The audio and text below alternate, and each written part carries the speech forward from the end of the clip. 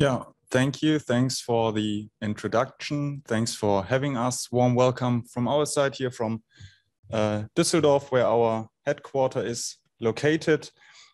Before we get into content, before we introduce ourselves, let me just give you some information at least about the SMS Group. We are a global acting company with around about 13,000 employees in 95 global locations, and we had sales volume of somewhere around 3 billion euros in 2020.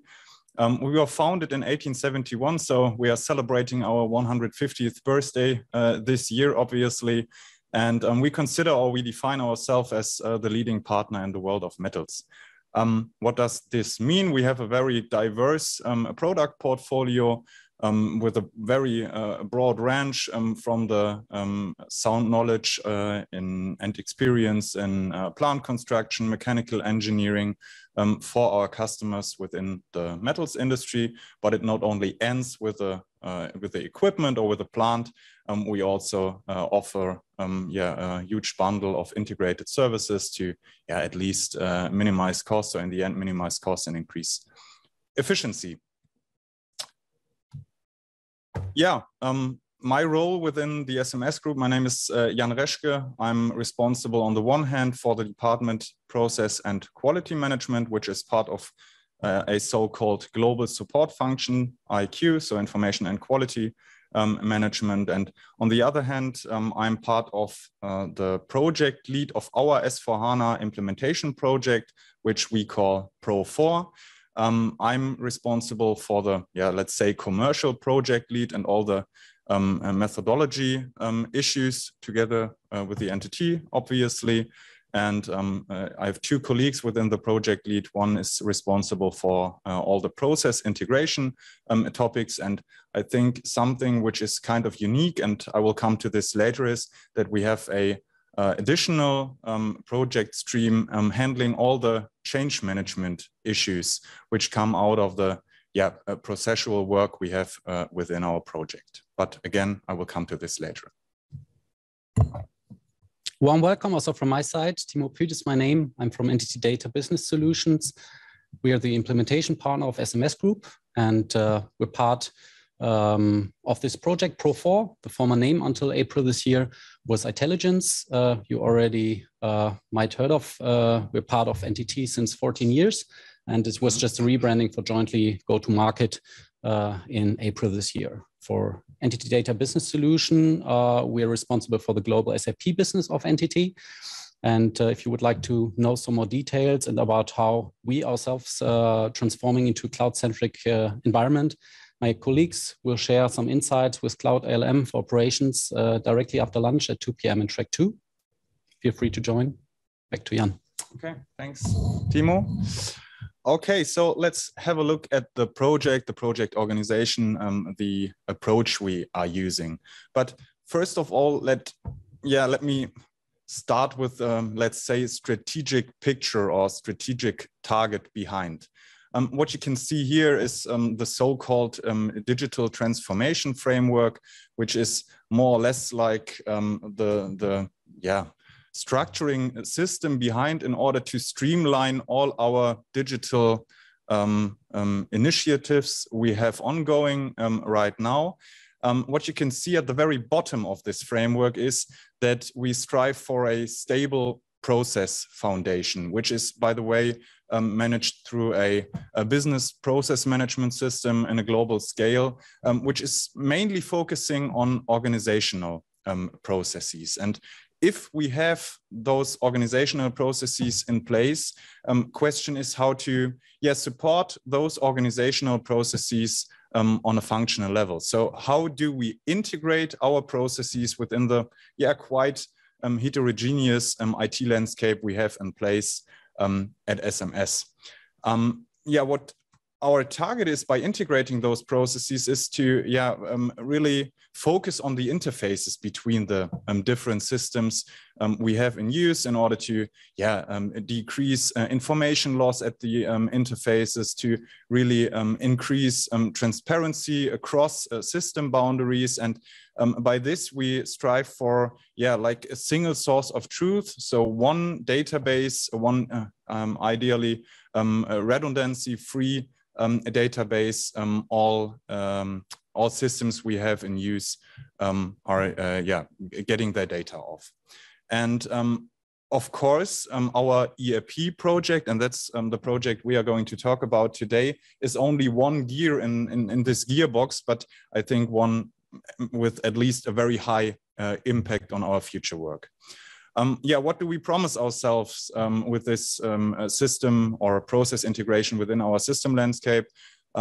Of course, and I think you have heard this maybe also yesterday a couple of times already from other companies, we are striving for really making data-driven decisions, not from the stomach, but really based on key figures and facts and based on data.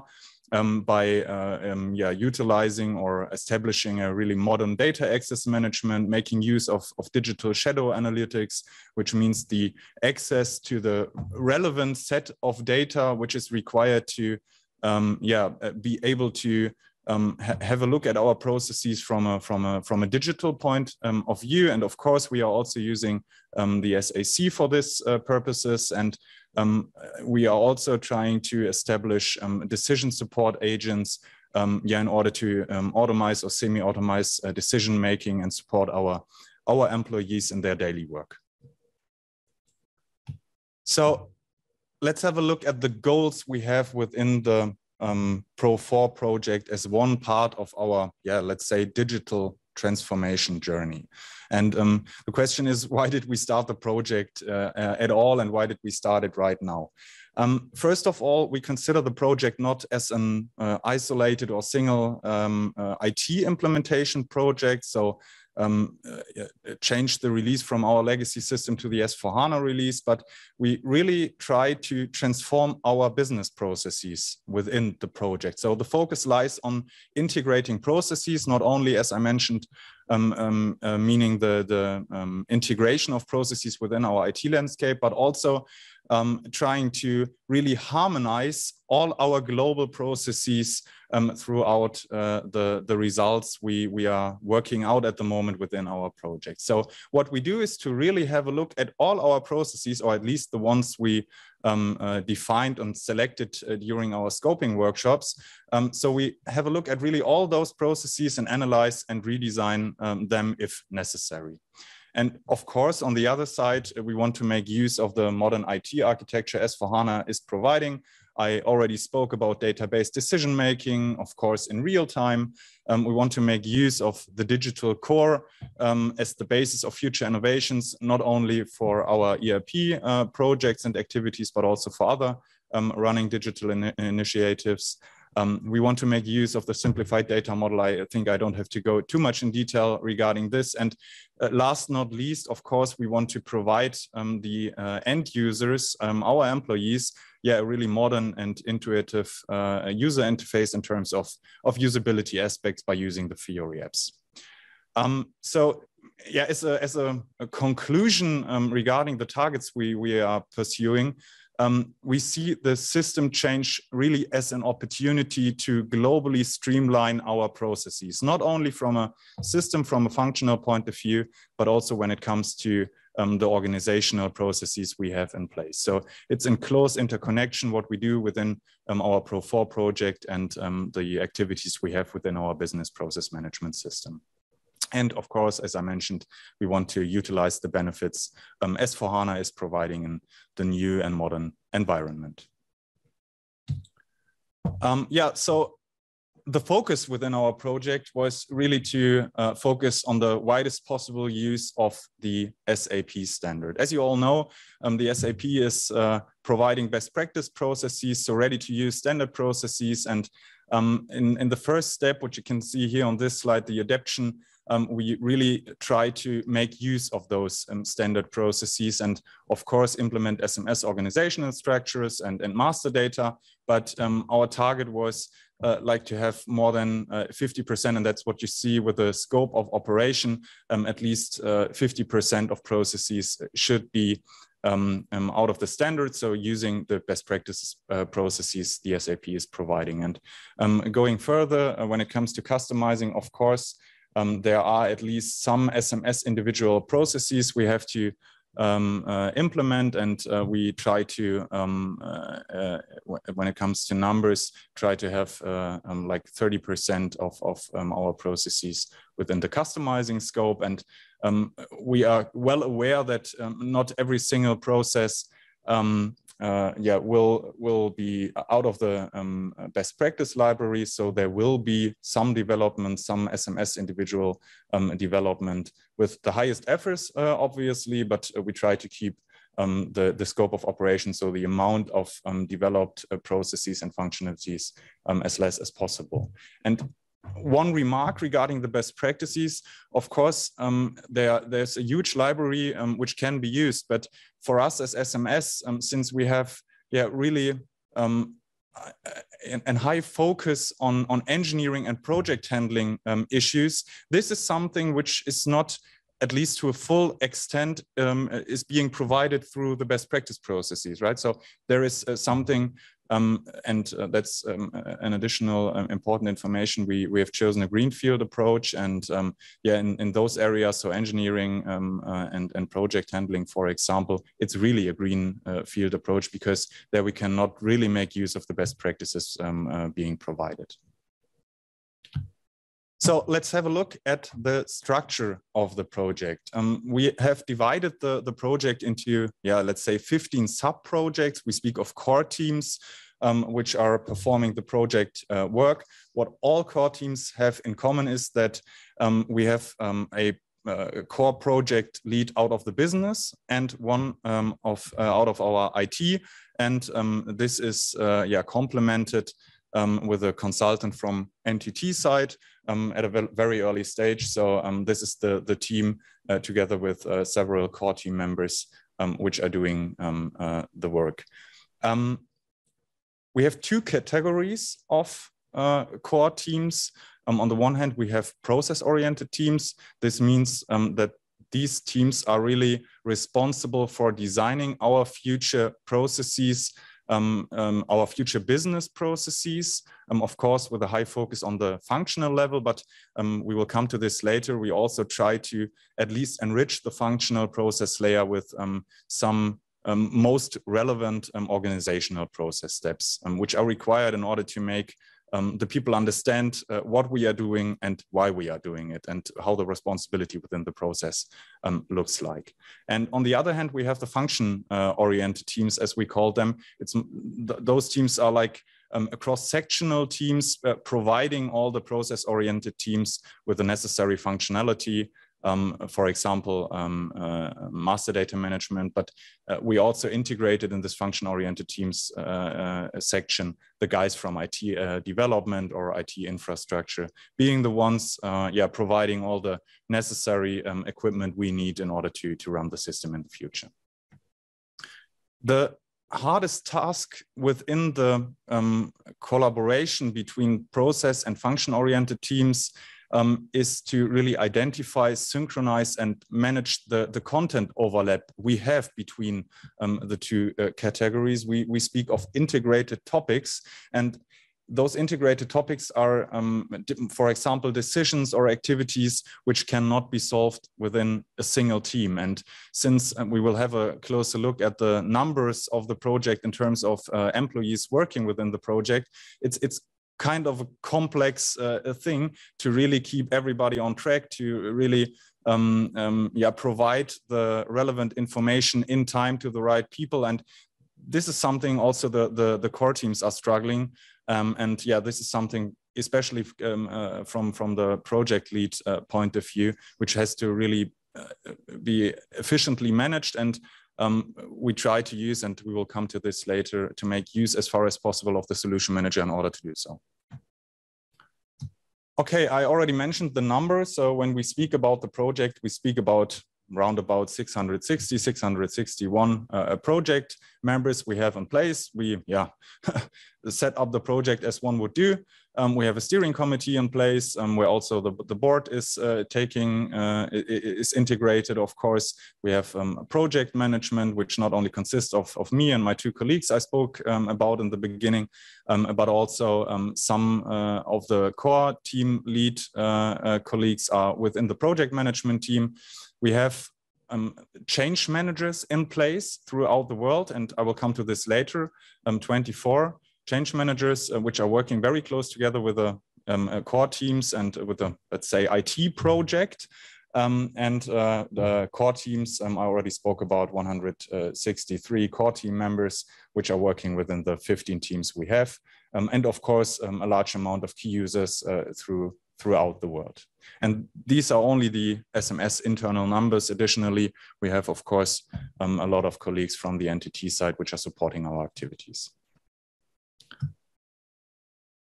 Okay, so I said that there is something unique about the project. And let's start more or less with I think, classical content of such an implementation project on the right-hand side. We do have the IT project management, right? And in this field, the core teams are working. They are responsible for designing our future processes. They are responsible for deriving requirements, for writing technical specifications, managing all the test cases, managing and designing all the test cases. So that's what they basically do on the side of IT project management. And of course, they are in close exchange with the key users, not only to enable or empower the key users to do the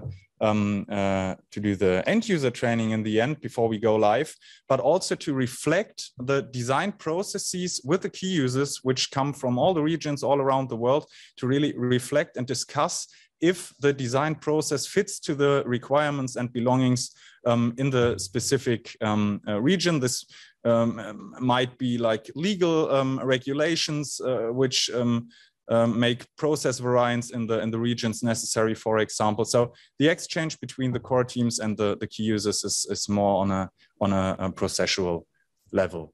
But additionally, the key user is really working at the interface between the IT project management and our organizational change management we have in place. So they work closely together with our change managers, and what they do is to use the functional processes the core teams designed in order to do a change gap analysis and derive measures which are required to empower, to enable the organization or our legal entities throughout the world to be able to work in the designed functional processes, to be able to work with the system in the future after go live. And there are not only functional things to be handled, but also, for example, organizational changes required. And for all those issues, for all those things and activities which are required, the change management stream of the project is responsible. And I think this is something at least at this extent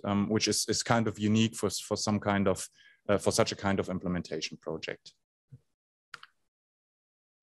Okay, so let's jump to more or less topics regarding the methodology itself and solution manager. My dream at the beginning of this project was to really have one integrated project environment for all purposes and belongings, also for all the change management topics. So when it comes to the change management, our first idea was to make use of, for example, non-functional requirements within the solution manager in order to trigger the change process.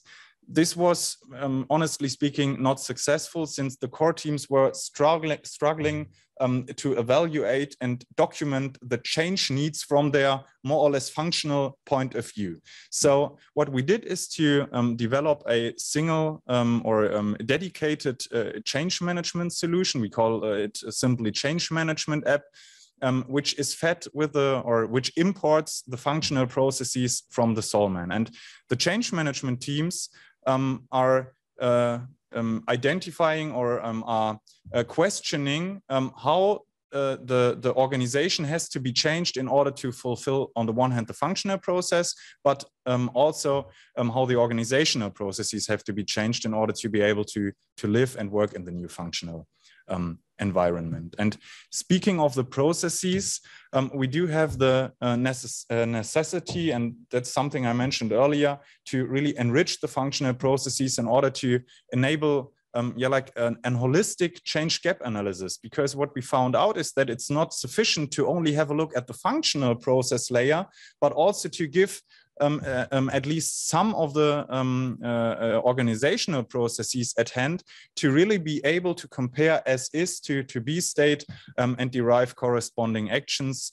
Yeah, that's the reason why on the one hand we had this additional environment of the change management app, and also are discussing or trying to integrate what we have on a functional level within the solution manager when it comes to the process models, but also a dedicated process modeling environment in where we store, document, and provide all the organizational processes. Again, we tried to model all the processes within the solution manager, but since it's not a dedicated process modeling tool, we came to boundaries within the solution manager environment, and we are still discussing how to be able to hand over functional as well as organizational processes. Another thing which is kind of missing within the solution manager is the handling, as we call it, of lightweight tasks. So, of course, the handling of work packages, work items, tasks within the within the solution manager is possible. But when it comes to really organizational issues between teams with checklists, for example, the solution manager was kind of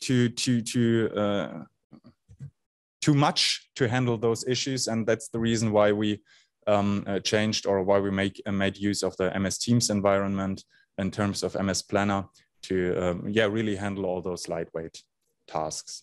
And last not least, one more thing, and as you can imagine, we have several different stakeholders throughout the company, coming from the complexity and the huge amount of people working in the project. And those stakeholders really have different information needs, and not every single information need can be satisfied from the reports, from the data which is available within the solution manager. So what we did is to more or less develop our own reporting dashboards within Excel, for example, to be able to provide the information the people are asking for, based on data, and this again was not to a full extent possible within the solution manager environment. Short comment from my side, what we are technically doing. We're exporting data out of Focus Build traceability report, and also out of the SAP systems from our customer side, SMS Group, and also from our internal side. And we automatically feed fit to budget dashboard and budget monitoring dashboard with these data to keep it up to date, for the purpose to monitor and to keep the released T-shirt sizes that were defined and released in the requirements, to monitor that and to keep that. Back to Jan. Yeah. Thanks for the remark, Timo.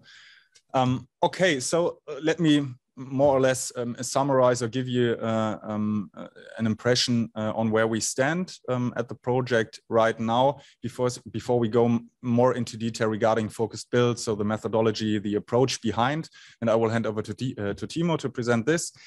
So let me shortly sum up. First of all, we started the project, and I didn't mention this up to now, in September 2019, of course, with the prepare phase. In the prepare phase, let's say we more or less used the standard procedure which is provided. We scoped the functional processes. We identified the best practices we want to make use of in the future. And we also started very early, so in the prepare phase, the corporate communication, in order to keep the company, the whole organization up to date, what we are doing, what we are striving for, what the target of the project is, and most importantly, which impact can be expected on a really employee basis out of the implementation activities we are doing within our implementation project. In April 2020, we entered the explore phase, and again, this is more or less standard procedure within the explore phase, so process design, requirement derivation, and so on. But what we did here in this phase is to, and this is something I want to highlight, is that we integrated a team of IoT experts. So I mentioned 15 core teams we have. If you counted the number of teams on the previous slide, it was only 14. The reason is that we integrated the IoT team also, and the IoT guys are very closely interacting with the core teams in order to identify during the design phase of the processes if there are, let's say, digitalization potentials within the processes being designed, and make use, for example, of robotic process automation.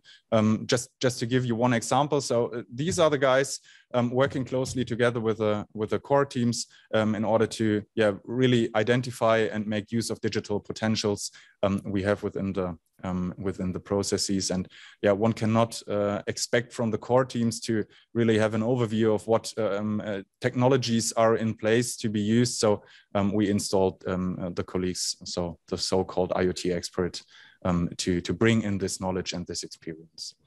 And in October 2020, we came to the point that we started the realize phase. And to give you some impression what we are doing within the realize phase and how we make use of the methodology of the Solman and the focus build approach in general, Timo will give you some detailed information about this. Thank you, Jan.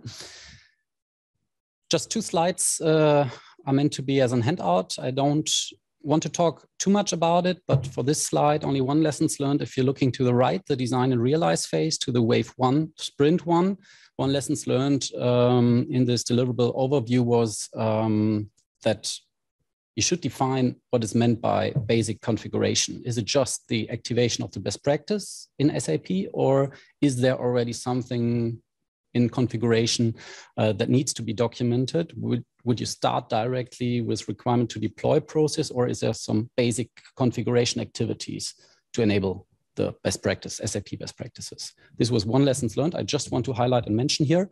So this was meant to be as a handout slide, as well as the next slide to give you an overview.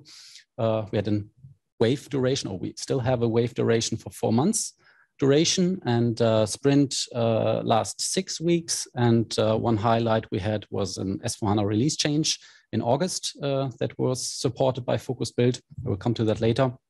And our first pilot go live we're facing at will be mid of next year, and a larger go live the year after. Just as an overview handout slide. I will skip this one and come to the next. Some of you might know this adopted slide. We want to give you an overview about the elements of Focus Build used or eventually to be used later. I just want to give you some highlights as well. Here on the left, we underlined the build project management. As Jan already said, we're using the task management as a lightweight option in MS Teams.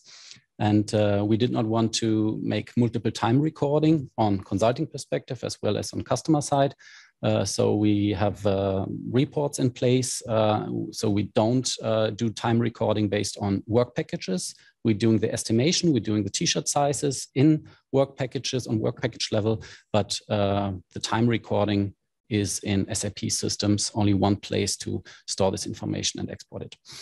1 highlight, the graphical modeling in the second part here. We're using only Solution Manager so far, and this will be also a topic in a few minutes. Focus Build view on the system side. We have a 2-tier Solution Manager system. On the left, the SMD, on the right, the SMP system. On the development system, we have a simulation landscape for S/4HANA with clients realized. And we started there with requirements management and solution documentation. We migrated it over to the productive solution manager during the explore phase. And as you can see here, we have 2 times 4 S/4HANA system, separated front and backend system. And there are some virtualized system, the pre-prod and the productive system are still virtual because no needed so far. Will be there end of end of this year. And some lessons learned out of this year. The focus build landscape as well, solution manager basis, should be ready at the kickoff. It's a strategic decision in the pre-project phase. It's a strategic decision that you have to do early on. The good basis teams helps a lot. A big thank you to the SMS basis group and the team. They're doing a great job, and happy to work with them together. This the setup from the focus build view here. About the users, we're using approximately 300 Solman users, mostly reading access in solution documentation when it comes to organizational change management. They're also reading the processes that are provided in solution documentation. The, let's call it heavy users, 130 are dealing with requirements management, solution documentation, editing, up to developers and architects. And here's an overview about the build projects. We're using a master build project structure in the system. And this is mid of wave 3 of 7 status. So this is the amount of work package work items we have so far, some requirements. And just to mention some recommendation and lessons learned. I won't read all the points, but I want to give you some insights, what not to do, or some lessons learned we're facing. Do not try to cherry pick means don't skip requirements management. Don't use just a little bit of solution documentation. You will have efforts later on when you deal with branch concept, as you might know, and other things during the project phase. So don't do this cherry picking. Wisely choose what you want to use, and also define your end-to-end topic. What is end-to-end? Is it integration testing? Is it end-to-end processes? What are you talking about? Make it clear for the project team members. This was and is something to be mentioned, that it should be defined. Also the organization change management, just to mention it here, there was an app or is an app integrated in solution documentation. So we're maintaining some attributes, custom attributes in the solution documentation that we're exporting to the change management app. The change management app can enter the solution documentation and get some insights about the process. Double check the intentions for the two integration. What does it give you? Is it wisely to integrate it? Are you focusing on the interface, or is it really a tool chain that is working for you with the project because you're focusing the project, not the interface? Choose it wisely. And also the level of requirements engineering. How much do you want to be put in the requirements management? Is another topic that was a lessons learned to define that. The structure and the architecture of work package work item design differs between the sub-projects. So it's not one fits all standard that you can put over the sub-project teams. So be prepared to discuss that one with several sub-projects.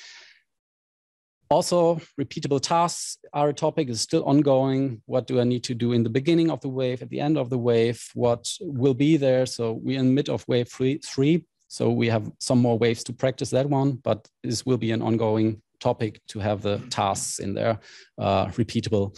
I just mentioned here another topic when it comes to test steps and release of executables. I mentioned here a note. It's worth it to check this one, that you don't run into this topic when the process with executables are not maintained completely. I just want to mention that, check this note, it's a good one, can help. Also prepare, in the beginning of the project, prepare the S user and the system access. Just to give you an insight, we have so far 70 tickets at SAP within 2 years. Not all of them, of course, were subnodes or subnodes updates, but there were some. And thank you also for the SAP colleagues that helped really short dated, but you have to be prepared. There will be some tickets when you want to have an error-free system up there. I just want to mention a last point here, we had an S/4HANA release change. We had also a decision path with different focus build versions, when to upgrade, other systems, pre-prod and prod there. There are some dependencies, so I will add additional decision paths to the slide deck later, and you will get access to it when you download the final slide deck. It's worth to look at that when you're facing an S/4HANA release change. To focus on training and ongoing training refreshers, we're calling it, our project team members need to understand the branch concept. Nothing really new you might heard of, but really focusing the branch concept, make it understandable, and it will not stop after 2 or 3 waves. You have to repeat it all the time and to bring it over in digestible pieces. It's not worth it when you're talking about a training and 3 weeks later they're starting to use it. Make the timing that in this direction that they can use it directly in the next days or weeks. If you want to adjust roles, make it early on. Tile catalogs, define it well according to standard. Don't really create a whole holistic authorization concept, but adjust the roles early on so the team gets familiar with it. ITPM features should be trained also. We had some issues there because of, you can imagine, you saw 10 build projects. Each build project has several milestones that need to be maintained. Wisely choose master build project versus single project. We had some training issues there. Wisely choose it. It's manageable, but 8 times or 10 times build project milestone maintenance is a topic.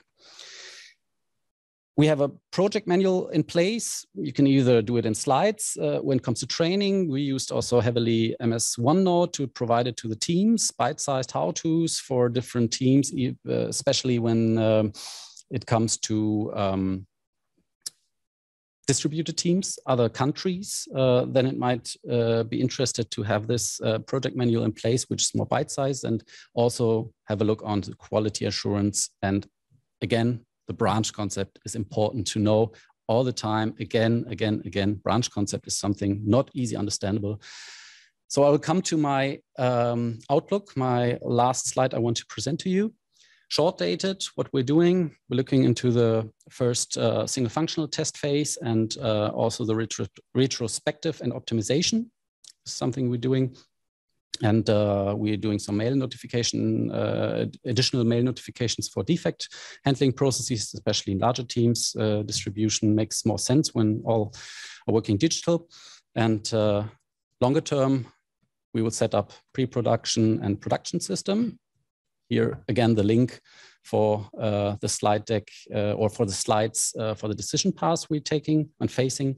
And fixed base will be something we're talking about, as well as we're facing the first go live in next year. Ongoing are some more topics mentioned here, and also some strategic decisions that are in evaluation. We're talking about the whole project, the BPM integration. Jan already mentioned the organizational change management and also the organizational processes to integrate them into the functional world. This is also, the BPM integration is also a topic we're facing. SAP Analytics Cloud is already in place long ago or long time before the Pro4 project started. So it might be a good choice to integrate this one with the dashboards into Focus Build, but nothing we're facing right now. But we're looking at it, and it's an evaluation.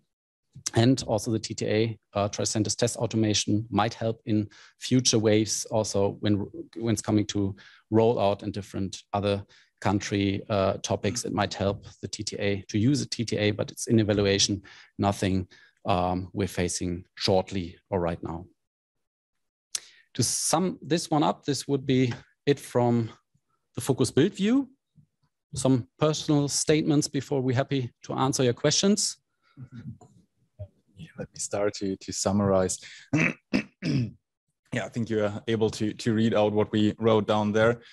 I think Focus Build, from my point of view, really sets the guardrails for a structured and transparent project approach. So it really helps to explain what we are doing and when we are doing it.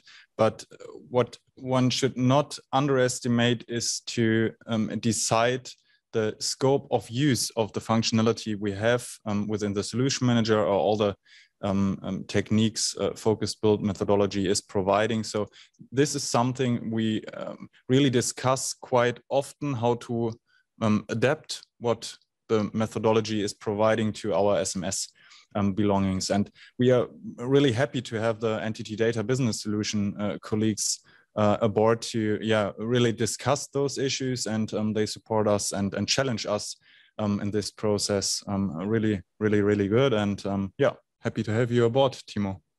Thank you. Thank you. One thing to add from my side, personal statement: choose or decide for focus build early on. Don't do it directly when you're having your realized phase in front of you. Also, these are discussions I'm having from time to time, not in this project, but use it when the decision point is early on, before the project. It's a pre-project decision from my point of view. And the earliest point in time might help you structuring your project and directly begin with a clean project setup. This would be something I would like to add: start early. Thank you for your attention, and we're happy to answer some of your questions. Yeah, there are just one question arrived. Let me repeat that for you. How many users were using Solution Manager Focus Build as a project delivery tool? This is the first one. And how long did it take for the users to adapt to Focus Build as a tool? I'm jumping in for the first one. Yes. How many users, heavily users or master users, however you call it, 130 were mentioned, starting with requirements management, from architecture functionalities up to project managers. All sum up are 130. I think this would be the answer for the first part. I don't know when it was, 22. And how long did it take for the users to adopt Focus Build as a project delivery tool? They are still in the process, I would say, from wave to wave, ongoing. One is earlier than the other, but they're still adopting it, and it's not done after the first wave, definitely not. So it takes care, takes training, refreshers. All right. This answers. Many thanks for this. Let me go to the next question. So now a couple of questions are arriving. From Mark, we started with Soldoc solution implementation together with Focus Build, but ended up being more problematic than helpful due to the need of work item for every single change. What is your experience here? Yes, you need, for any change, to also meet the branch concept, you need a change element, which is a work item. If you're good in the scoping phase, so it's all at the beginning, it's not at the end, oh, in this phase, I want to do something. It's all about the scoping in the beginning. When you're structuring your work, what you have to do from my point of view anyway, also without Focus Build, if you're doing the structuring at the beginning and you're looking at all the work items that you're facing in this phase, which is a topic, yes, it is, then you're ready to go to drive through the phase. You know what you're facing at. And this would be my recommendation. Look on the scoping phase, what you want to do. And if you don't want to scope, and if you would just throw every transport on one large mountain and just bring it to life, maybe it's not the right methodology to use. Maybe you should have a look only on charm, or you should look on other methodology. Yeah, thanks for the great answer. So let's come to another one from Uwe. Who's doing the work package design in the project? Yeah, the colleague I spoke about, who's mainly responsible for the process integration activities together with a solution architect. I think the first could not be really heard. Could you repeat? Okay. This? Yeah, it's as I said, we have split the responsibilities within the project lead, and my colleague being responsible for the process integration activities, together with the solution architects, is responsible for designing the work packages. All right. Many thanks for this. Yeah, another one from Oliver. Does the scope of your project cover non-SAP solutions? This is the first question. And if yes, did you also manage these changes via Focus Build? And what about documentation via the solution documentation? Did you get it? Yeah. Yeah, definitely yes. Scope of the project is also non-SAP solutions. We have in engineering, we have several integrations. We have talking about add-ons. Yes, we also managing these requirements via Focus Build, and also the documentation is a topic to maintain process steps that are non-SAP. What are you doing in project management? Project handling is a large topic. Nothing to do in SAP so far technically organizational aspects, but we are documenting and modeling processes in solution documentation. And yes, we're facing also the branch concept with that. So ongoing topic. It's a good question. Yeah. Right. Very good. Thank you. And probably we take one more because I would like to take the others and also later for the Meet the Expert session because due to time reasons. Another question is, what was your approach using external tools like Jira for requirement management or early planning? Or did you decide to use Focus Build processes without any external integration? Right now, the only external integration we have is the organizational change management app, where we're exporting processes and the attributes we have. We did not choose to have Jira in place. We implemented the interface several years ago and doing it in other projects as entity also.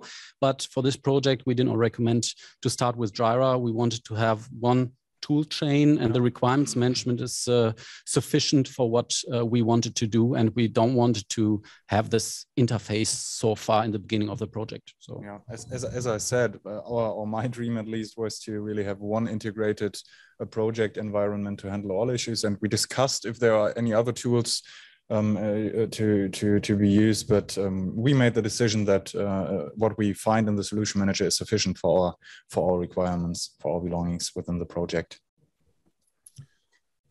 All right, I would say many thanks for answering the questions, and I think if you have more questions, I think so there are probably more, then please feel free to join us in the Meet the Expert session at 3 p.m. This is track 3, so because there are several Meet the Expert sessions today, so track 3 if you have more questions to Jan and Timo. Then I think we can. Thank you very much. Session for today. Thank you. Thank you.